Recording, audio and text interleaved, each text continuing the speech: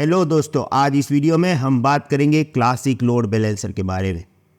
अगर आप अपने AWS अकाउंट में लोड बैलेंसर बनाने के लिए जाओगे तो चार ऑप्शन आपको मिलेंगे। Application load balancer, network load balancer, gateway load balancer और स्क्रॉल करने के बाद नीचे क्लासिक लोड बैलेंसर आएगा। अब देखिए वहाँ पे क्या लिखा हुआ है, प्रीवियस जनरेशन। अब आप बोलोगे कि ये प्रीवियस जनरेशन है तो क्यों सीखना है? सही बात है, अगर कोई चीज़ प्रीवियस जनरेशन है इसका मतलब है नेक्स्ट जनरेशन में वो नहीं होगा, वो धीरे धीरे रिमूव हो जाएगा। और जो फीचर रिमूव होने वाला है उसको सीखने की ज़रूरत नहीं है।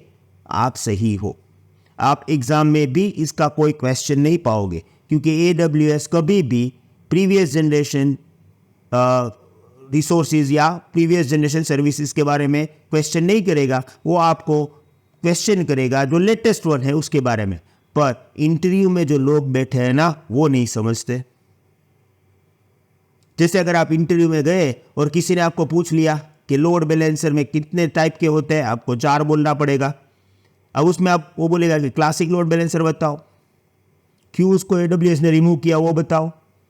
तो उसको तो हम ये नहीं बोल सकते ना, ये रिमूव करने वाले क्वेश्चन है, ये तू क्यों पूछ रहा है। हाँ, तो उसको तो हमें आंसर करना पड़ेगा। और इसके लिए हमने ये एक वीडियो बनाया है। प्रैक्टिकली हम नहीं देखने वाले हैं, प्रैक्टिकल सेम है। आप एप्लीकेशन लोड बैलेंसर करो या नेटवर्क लोड बैलेंसर करो, पर हमें थियोरेटिकली ये समझना पड़ेगा कि क्लासिक लोड बैलेंसर क्या है और क्यों उसको रिमूव करने वाले हैं AWS, और क्यों उसको प्रीवियस जनरेशन कंसिडर कर रहा है AWS। यहाँ पे मेरे पास एक माइंड मैप है, 3 पॉइंट्स है, बहुत ही छोटा सा वीडियो है, आप इजीली समझ जाओगे। देखिए, क्लासिक लोड बैलेंसर समझने से पहले हमें एक EC2 classic network versus Amazon VPC समझना पड़ेगा। Amazon VPC के बारे में तो हमने पूरी सीरीज बनाई है, आपको VPC सब कुछ समझ में आ गया होगा। फ्रॉम जीरो से हमने समझाया है। पर आपको ये मालूम है कि VPC से पहले EC2 क्लासिक नेटवर्क था। Amazon को लगा कि ये EC2 क्लासिक नेटवर्क्स में बहुत सारे प्रॉब्लम्स है, तो उसका सॉल्यूशन आया Amazon VPC से। और अभी EC2 क्लासिक नेटवर्क्स हम यूज ही नहीं कर रहे हैं। और जब ये EC2 क्लासिक नेटवर्क्स था तब एक्चुअली क्लासिक लोड बैलेंसर था। तो Amazon ने पहले बनाया EC2 क्लासिक, उसमें जो भी आपके EC2 इंस्टेंसेस है उसके बीच में लोड बैलेंस करने के लिए उन्होंने बनाया क्लासिक लोड बैलेंसर। उसके बाद EC2 क्लासिक में Amazon को लगा, यानी AWS को लगा बहुत सारे प्रॉब्लम है, तो उन्होंने बनाया Amazon VPC। अब VPC में सपोर्ट करने के लिए उन्होंने बनाया एप्लीकेशन लोड बैलेंसर और नेटवर्क लोड बैलेंसर। तो ये सारी कहानी है। क्योंकि अब हम Amazon VPC ही यूज कर रहे हैं तो क्लासिक लोड बैलेंसर भी यूज नहीं करेंगे, क्योंकि उसके लिए हमारे पास एप्लीकेशन लोड बैलेंसर और नेटवर्क लोड बैलेंसर तो है ही। अब क्वेश्चन यहां पे आता है कि EC2 क्लासिक में क्या प्रॉब्लम था। तो देखिए, मेरे पास एक कंपैरिजन है दोनों का, क्या था EC2 क्लासिक में और क्या है Amazon VPC में। 6 पॉइंट्स है, बहुत ही इजी, आप समझ पाओगे। ये नेटवर्क शेयरिंग पे काम करता था, इंस्टेंस शेयर नेटवर्क पे रन करता था, यानी कि आपका और आपके कस्टमर का सबका नेटवर्क शेयरिंग में काम करता था। यानी आपका कस्टमर मींस AWS के दूसरे कस्टमर्स सब शेयर नेटवर्क में काम करते थे। यहाँ पे आइसोलेशन है, कोई भी दूसरा AWS कस्टमर आपके नेटवर्क में एक्सेस नहीं कर सकता, पूरा कंट्रोल आपके नेटवर्क में आपका है। ओके, तो ये सबसे बेस्ट है। दूसरा यहाँ पे प्रॉब्लम था IP addressing. All instance are assign public IP, सभी इंस्टेंस को पब्लिक IP डिफॉल्ट मिलते थे। इसका मतलब है बाहर से कोई भी आपका EC2 इंस्टेंस को एक्सेस कर सकता था। यहाँ पे ऐसा नहीं था, यहाँ पे कस्टमाइज IP एड्रेस रेंज है, यहाँ पे आप डिसाइड कर सकते हो कि आपको पब्लिक IP देना है या नहीं देना है। तो ये Amazon VPC में हमारे पास फैसिलिटी है। सिक्योरिटी ग्रुप में भी सिर्फ इनबाउंड रूल थे। ओके, और जब आपने EC2 इंस्टेंस बनाया तभी आप डिसाइड कर सकते थे कि आपको कौन सा सिक्योरिटी ग्रुप रखना है, और उसके बाद में चेंज नहीं कर सकते थे EC2 क्लासिक नेटवर्क में।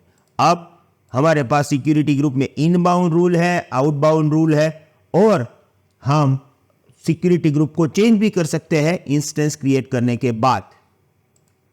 सबनेट जैसा कोई कॉन्सेप्ट ही नहीं था EC2 क्लासिक में, यानी पब्लिक प्राइवेट सबनेट जैसा कुछ नहीं था। सभी सबनेट या पूरा नेटवर्क फ्लैट था और सभी इंस्टेंस जो थे वो डायरेक्टली इंटरनेट में से एक्सेसिबल थे। ये सिक्योरिटी का बड़ा प्रॉब्लम था।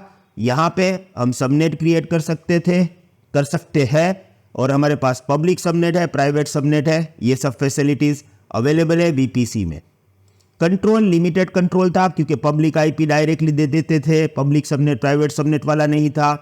नेटवर्क ACL चीज़ नहीं थी। यहाँ पे ये सब इनहेंस कंट्रोल और फ्लेक्सिबिलिटी है और VPN एक्सेस ही नहीं था।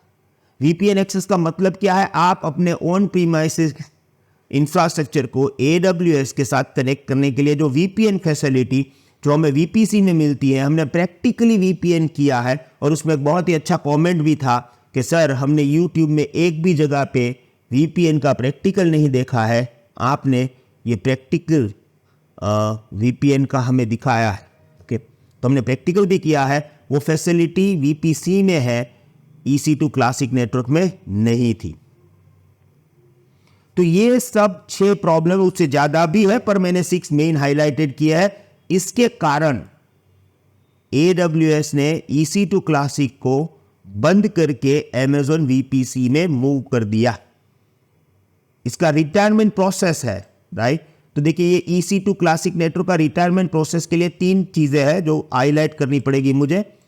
देखिए December 4th 2013 के बाद, hi I am Bhavesh Atara from CloudFox Hub। Thank you very much, आपने हमारा 100 डेज तक साथ दिया। ये चैलेंज कंटिन्यू रहेगी और हम डेली एक वीडियो अपलोड करते रहेंगे, पर ये सभी वीडियोस अवेलेबल रहेंगे हमारे पोर्टल पर learn.bhaveshatara.live और CloudFox Hub एंड्रॉइड और iOS ऐप पर। जब आप हमारी वेबसाइट विजिट करोगे तो वहां पे आपको YouTube 100 डेज चैलेंज कोर्स दिखाई देगा जिसमें आप एनरोल कर सकते हो। फर्स्ट 1000 स्टूडेंट के लिए ये फीस 499 रुपीज़ है। अगर आप इंडिया से बाहर एक्सेस करोगे तो ओनली 7 USD। तो मिलते हैं CloudFox Hub ऐप पे। Thank you very much, good bye.